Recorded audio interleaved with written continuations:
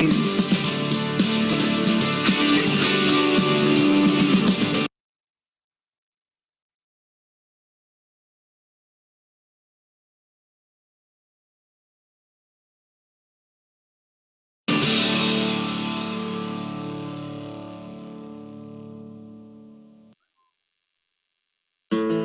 the end of this lesson, you will learn how to write a story based on the given outline.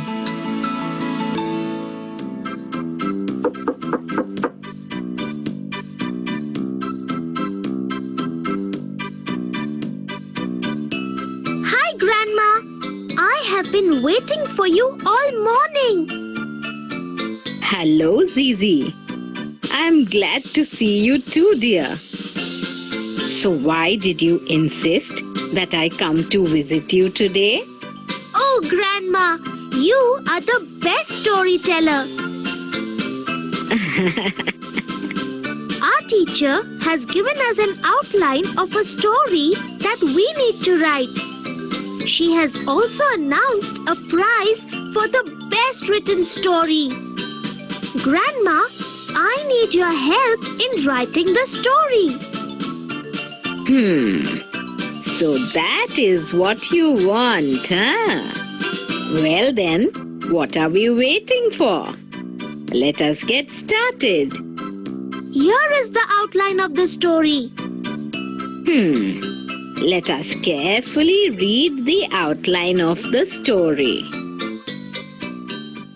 An ant is weary and thirsty. Walks along the bank of a river.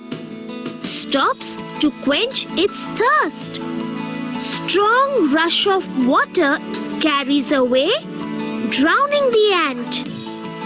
Dove on a tree plucks a leaf, lets it fall. Ant climbs on the leaf, floats safely to the bank. Thanks the dove. A bird catcher under the tree lays lime twigs, makes a trap to catch the dove. Ant stings his foot. Bird catcher cries in pain, throws the twigs. Noise draws dove's attention. Dove flies away.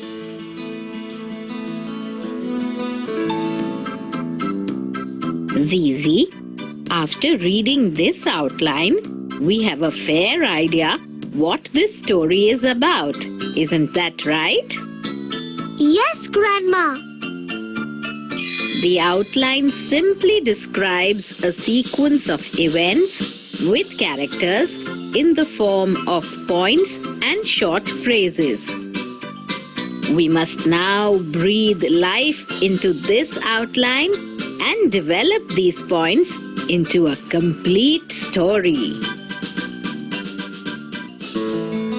Do you remember when I read you bedtime stories? We came across all kinds of characters. The characters in the story may be people, animals, and sometimes even non-living things who talk and behave like human beings. If the characters are animals or non-living things, present them in your story as speaking and behaving like human beings do. This will make your story engaging and enjoyable. Let me tell you the important points you should remember while writing a story. First, always read the outline of the story carefully and understand what the story is all about. The next step is to develop the points of the outline into complete sentences. Follow the outline of the story. That means follow the sequence in which the points are given. These points form the series of events in the story. Do not omit any part of the outline.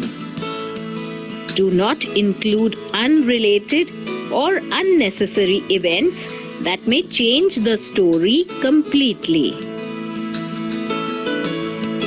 Every story has a beginning, middle, and an ending. You may include details to make the story interesting and enjoyable to read.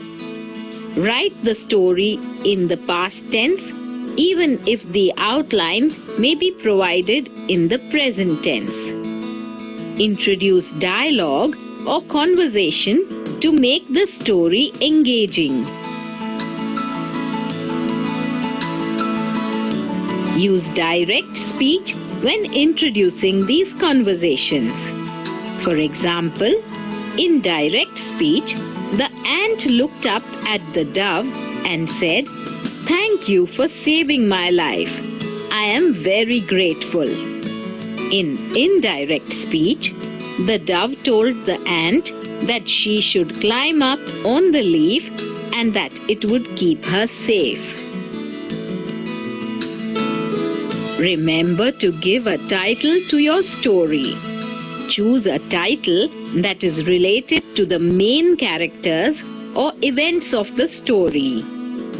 Write the title using title casing in which the main words begin with capital letters. Avoid the use of quotation marks and punctuation marks in the title unless it is a sentence. Zizi, have you thought about a title for your story yet? The story is about the ant and the dove. So, I will give it the same title. The Ant and the Dove. That is a fine title, Zizi. It is good to see that you have used capital letters for the main words. Ant and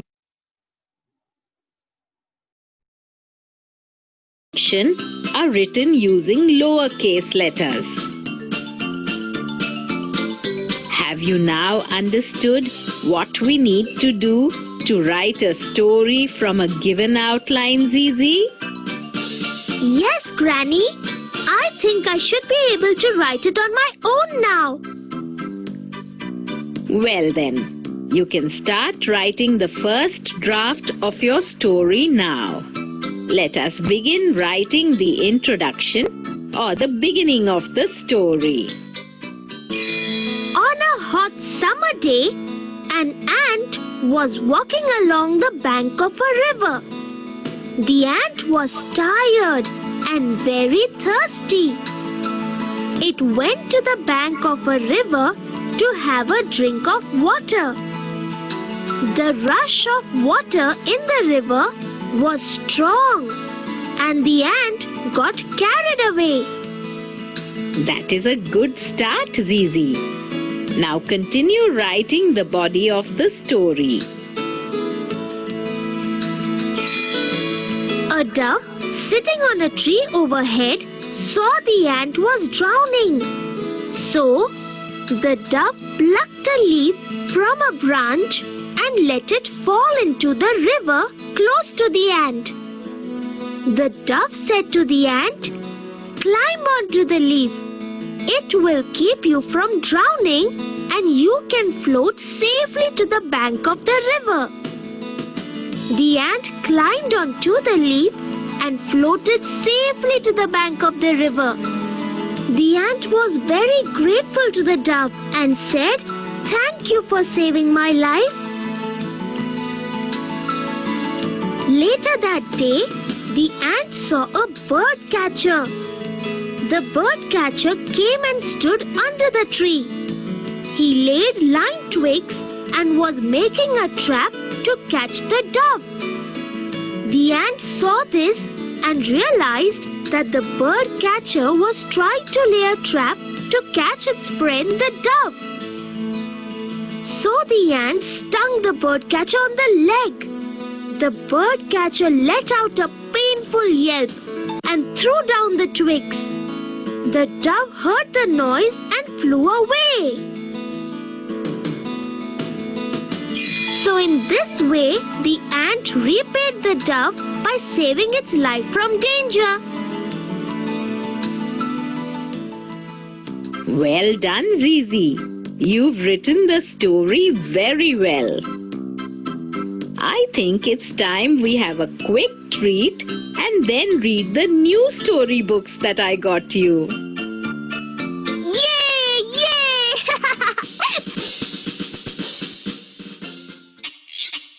Hi friends! I had a great time learning to write a story with Grandma. Let us quickly go through the points we need to remember while writing a story using an outline.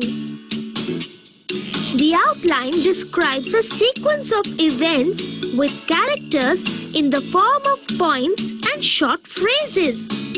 The characters in the story may be people, animals, and sometimes even non-living things who talk and behave like human beings. To develop the story from an outline, read the outline of the story carefully and understand what the story is all about. Develop the points of the outline into complete sentences. Follow the sequence in which the points are given. Do not omit any part of the outline. Do not include unrelated or unnecessary events that may change the story completely. Every story has 3 sections: beginning, body or middle, and ending. Introduce dialogue or conversation to make the story engaging. Use direct speech when introducing these conversations. Write the story in the past tense, even if the outline may be provided in the present tense. Choose a title that is related to the main characters or events of the story. Write the title using title casing, in which the main words begin with capital letters. Bye for now. See you soon.